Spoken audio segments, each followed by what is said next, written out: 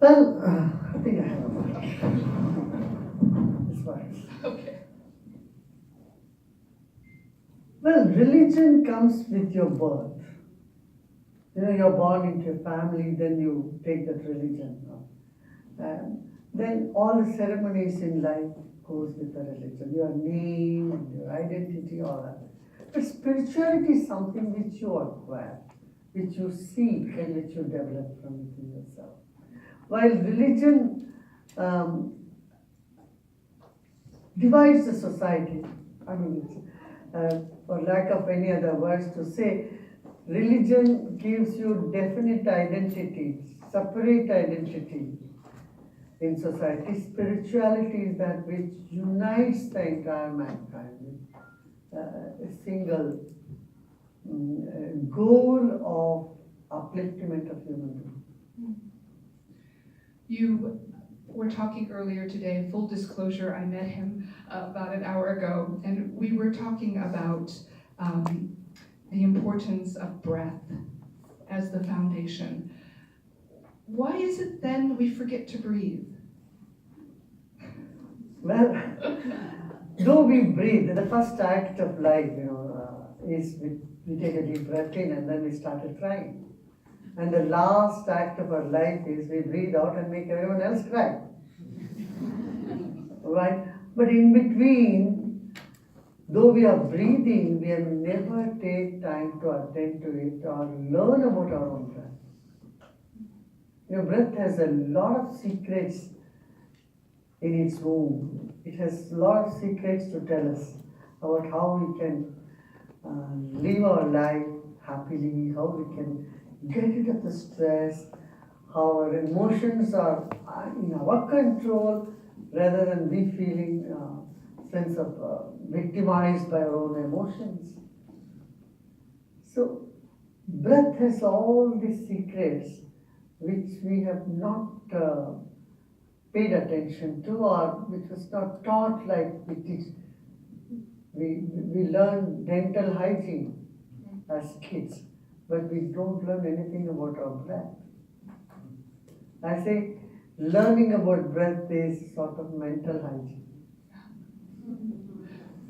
It is said that you came to your breath meditation, what you teach, in a dream. Is that correct?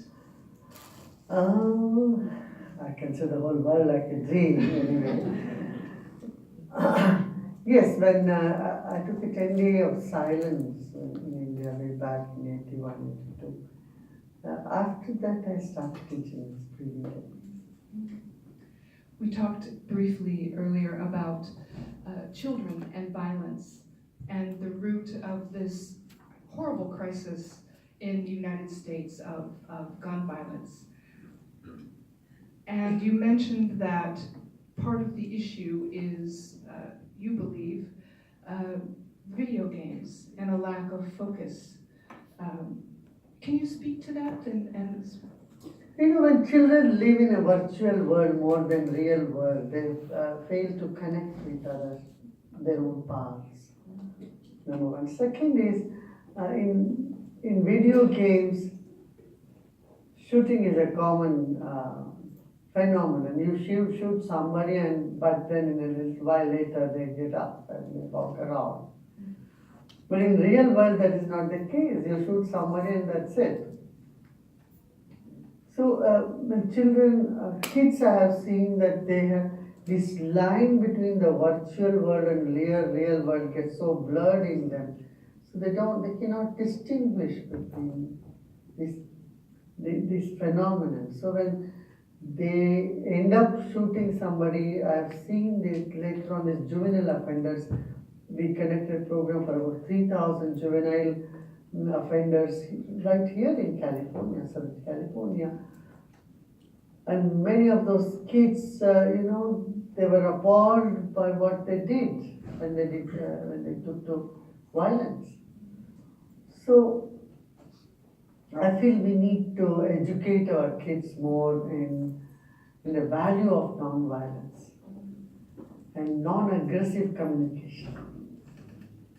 Speaking of non-aggressive communication, there has been, I think many would